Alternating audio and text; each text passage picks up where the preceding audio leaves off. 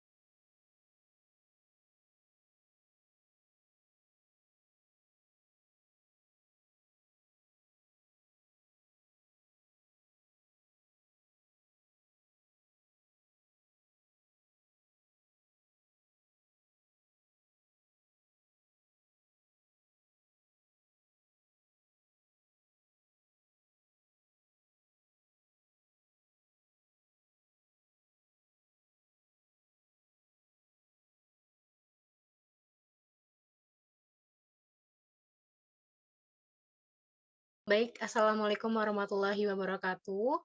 Selamat siang semuanya, salam sejahtera bagi kita semua. Om Swastiastu, salam kebajikan, namo buddhaya. Sebelumnya saya mengucapkan selamat siang kepada Bapak Supriyanto serta teman-teman. Di sini saya perwakilan dari kelompok 10 ingin mempresentasikan hasil kerja kami, yaitu mengenai geopolitik.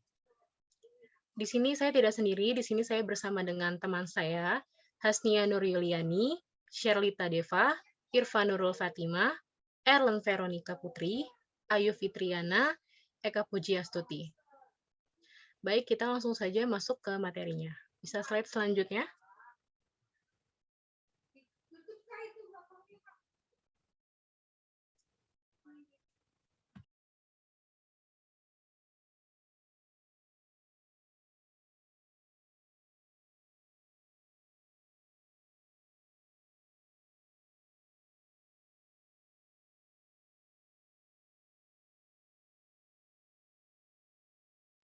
Tunggu sebentar ya teman-teman, maaf ada kendala sedikit.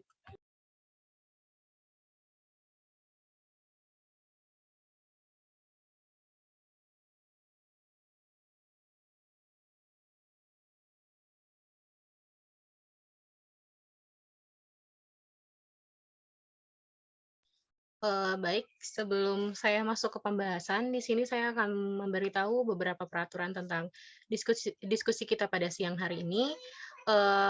Yang pertama adalah jika teman-teman berkenan untuk bertanya, alurnya adalah silahkan raise hand atau bisa bertanya lewat chat.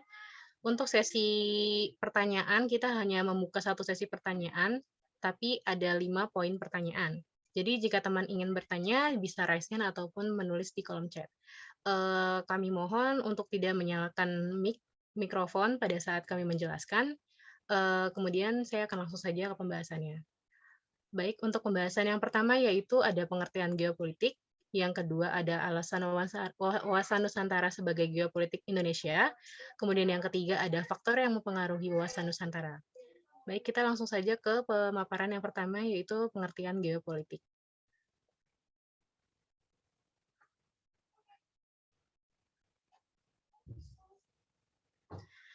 Baik, untuk pengertian geopolitik sendiri adalah geo adalah bumi, politik adalah dalam bahasa Indonesia, politik dalam arti politik mempunyai makna kepentingan umum warga negara suatu bangsa. Politik merupakan suatu rangkaian asas, prinsip, keadaan, jalan, cara, dan alat yang digunakan untuk mencapai tujuan tertentu yang kita kehendaki. Politik juga berasal dari bahasa Yunani, yaitu politeia, berarti kesatuan masyarakat yang berdiri sendiri atau negara, dan teia yang berarti urusan.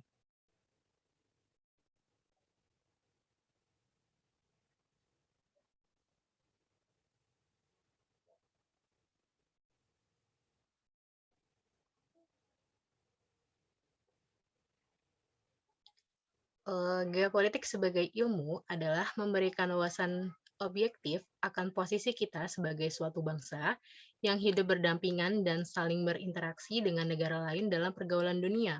Sedangkan geopolitik sebagai ideologi adalah hendak menjadikan wawasan tersebut sebagai cara pandang kolektif untuk melangsungkan, memelihara, dan mempertahankan semangat kebangsaan.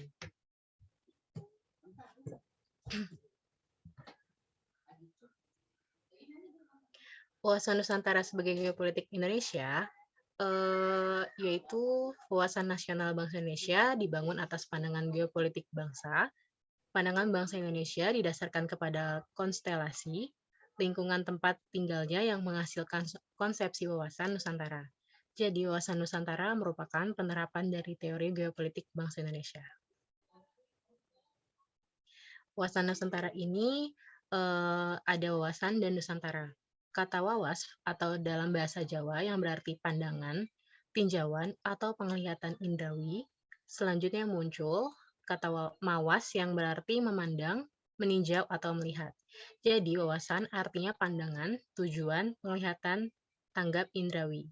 Untuk Nusantara sendiri berasal dari kata nusa yang berarti pulau-pulau dan antara berarti diapit di antara dua hal.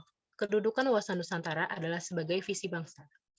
Wawasan Nusantara adalah cara pandang bangsa Indonesia terhadap rakyat, bangsa, dan wilayah negara kesatuan Republik Indonesia yang meliputi darat, laut, dan udara di atasnya sebagai satu kesatuan politik, ekonomi, sosial, budaya, dan pertahanan keamanan.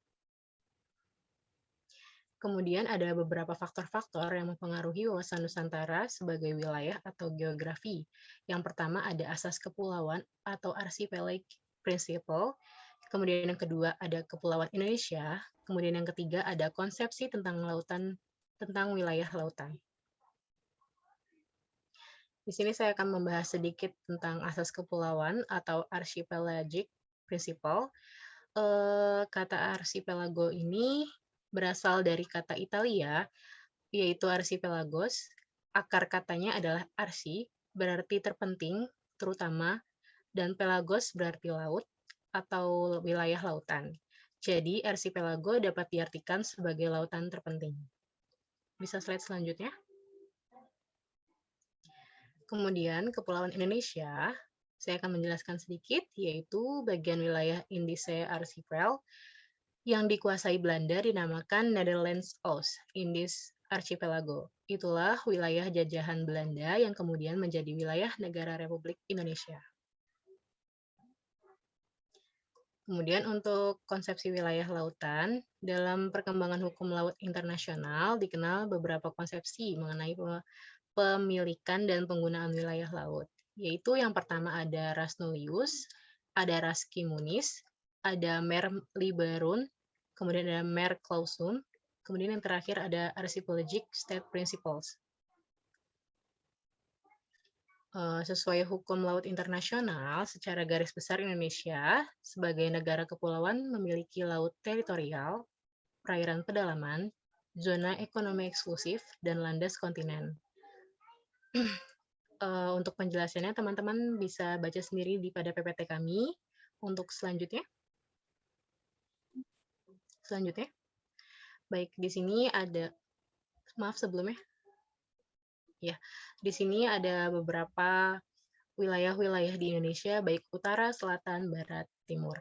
Kemudian jarak utara sampai selatan sekitar 1.888 km, sedangkan jarak barat timur sekitar 5.110 km.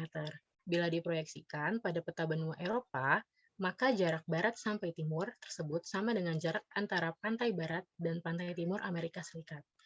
Luas wilayah Indonesia seluruhnya adalah 5.913.250 km kubik, yang terdiri dari daratan seluas 2.027.087 km persegi dan perairan 1.273, 166, 163 km persegi. Luas wilayah daratan Indonesia jika dibandingkan dengan negara-negara Asia Tenggara merupakan yang terluas. Segitu saja presentasi dari kami. Jika memang ada yang ingin ditanyakan, silahkan raise hand. Kami akan membuka satu sesi pertanyaan dengan 5 pertanyaan. Terima kasih.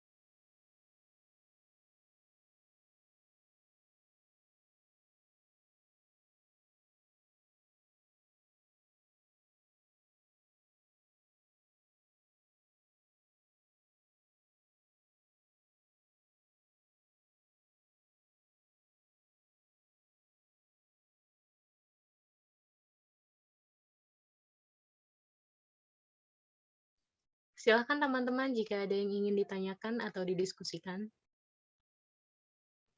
Jika memang terhalang untuk on cam bisa bertanya via chat ya. Terima kasih.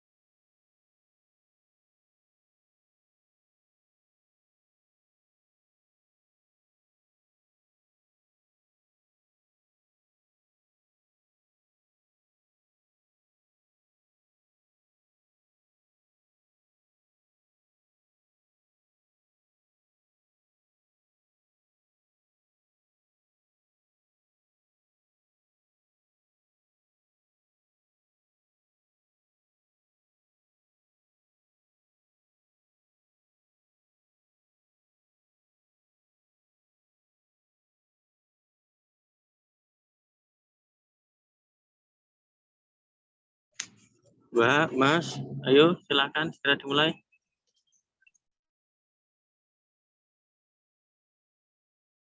Sudah dimulai, Bapak. Sekarang sudah sesi pertanyaan, Bapak.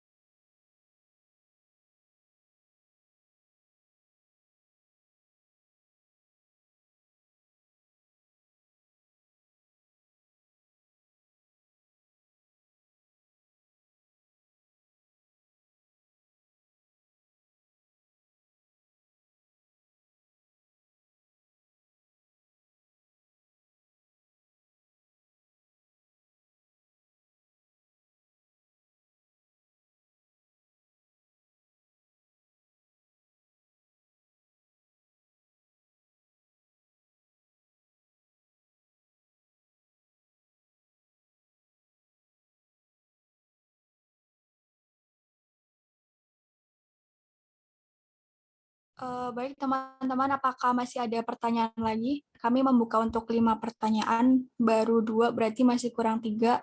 Apakah masih ada yang tanyakan?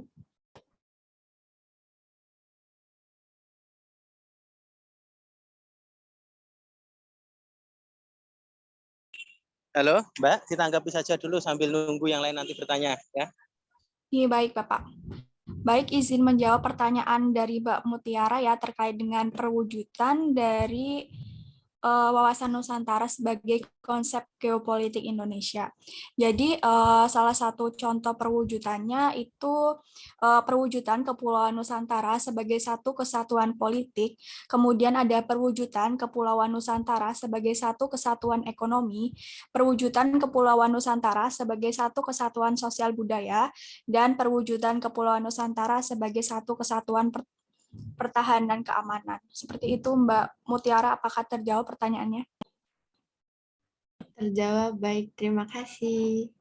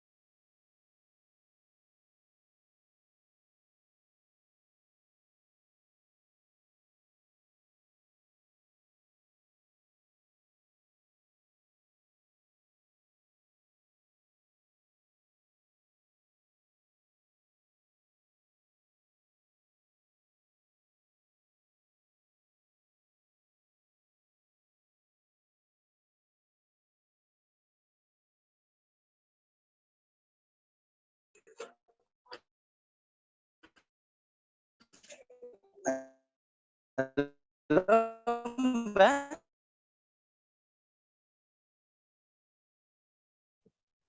Iya, baik Pak. Izin menjawab pertanyaan dari Mbak Mutia ya terkait dengan apa yang dimaksud cara pandang suatu bangsa memandang tanah air beserta lingkungannya atau geopolitik yang menghasilkan wawasan nasional itu bagaimana, bisa tolong dijelaskan lebih detail, lalu apakah bisa negara lain merebut atau tiba-tiba mengakui wilayah negara lain? Izin menjawab ya Mutia. Jadi maksud dari cara pandang suatu bangsa untuk memandang tanah air beserta lingkungannya itu seperti ada di slide 6.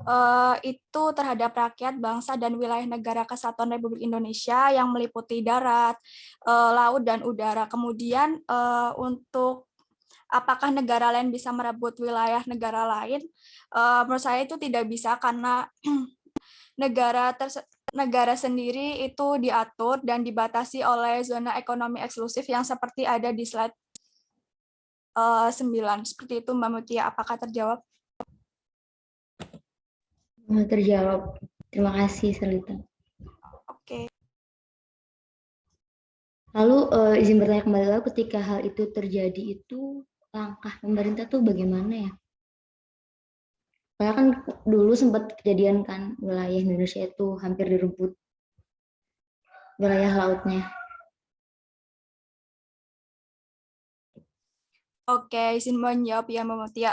Mungkin saya juga pernah mendengar ketika waktu itu ada negara yang mengambil hasil laut dari Indonesia, itu kan sudah melebihi dari zona ekonomi eksklusifnya, dan itu waktu itu sempat ditenggelamkan juga. Mungkin menurut saya salah satunya ada akibat hukumnya yang mungkin nanti kita bisa masukkan ke jalur hukum, seperti itu sih, gitu. Setahu saya seperti itu sih Mbak Mutia, terkait dengan berita yang pernah saya dengar.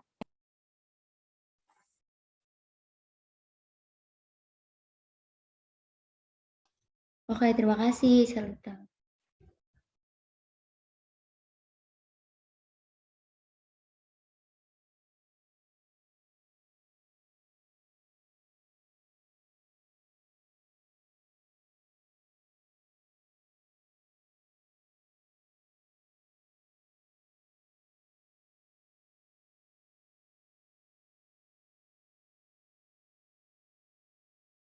Diskusinya masih, Mbak? Masih, Bapak. Bapak, itu ada beberapa pertanyaan yang belum dijawab. Mungkin teman-teman sedang mencarikan jawabannya, Pak.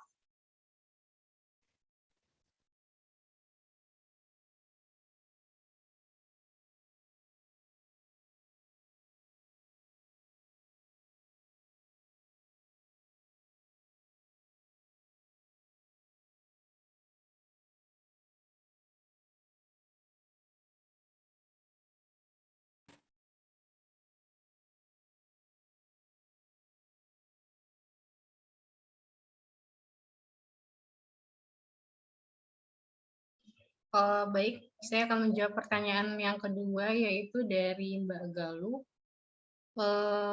Kayak laut itu sebagai penghubung antar pulau dalam suatu negara dan sekaligus sebagai pemisah antar satu negara dengan negara lain, yaitu seperti batasan-batasan teritorial laut yang sudah tertera pada PowerPoint kami, Mbak. Apakah sudah menjawab? Baik, terima kasih, Mbak. Kemudian untuk yang pertanyaannya Mbak Adinda, dalam konsep wawasan Nusantara, laut bukan sebagai unsur pemisah, melainkan menjadi unsur pemersatu dan penghubung antar pulau di Nusantara. Laut menghubungkan berbagai pulau Indonesia yang akan menciptakan kesatuan nasional. Terima kasih.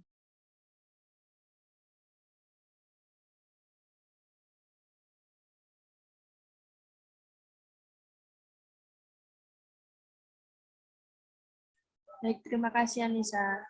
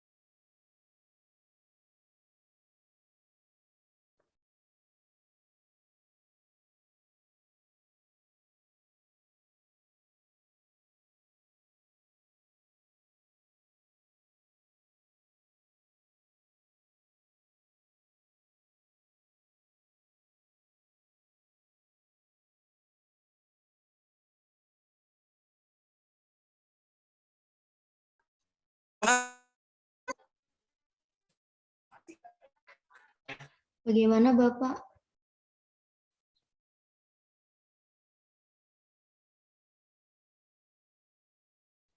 Ini yang sinyal susah bukan aku kan ya? Bukan, bapaknya. Ini juga putus-putus, Mbak. Oh iya ya, berarti bukan sinyal aku yang ini.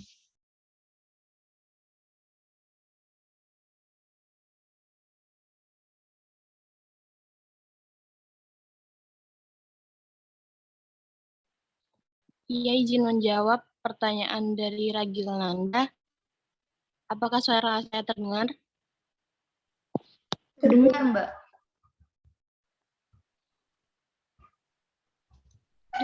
Mati lagi.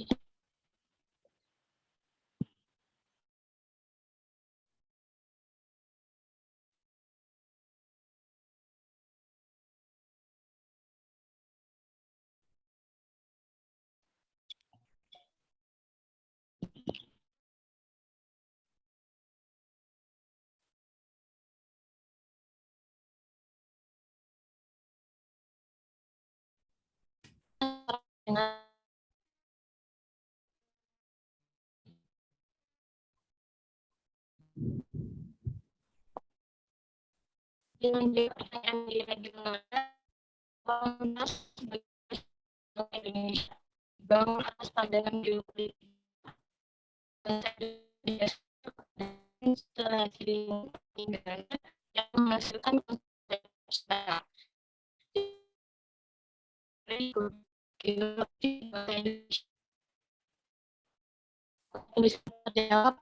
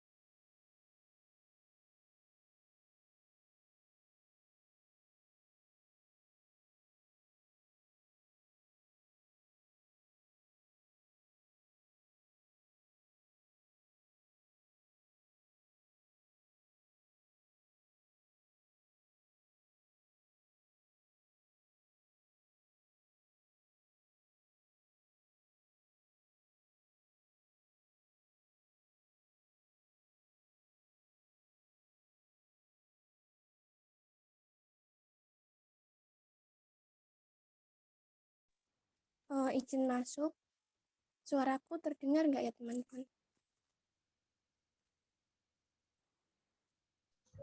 Terdengar, Mbak. Saya izin menjawab pertanyaan dari Ragil, yaitu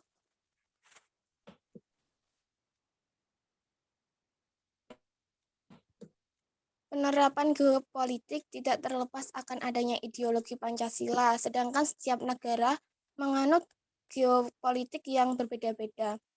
Di Indonesia menggunakan wawasan Nusantara. Mengapa ajaran geopolitik di Indonesia disebut dengan wawasan Nusantara? Saya jawab, wawasan Nusantara sebagai wawasan nasional bangsa Indonesia dibangun atas pandangan geopolitik bangsa.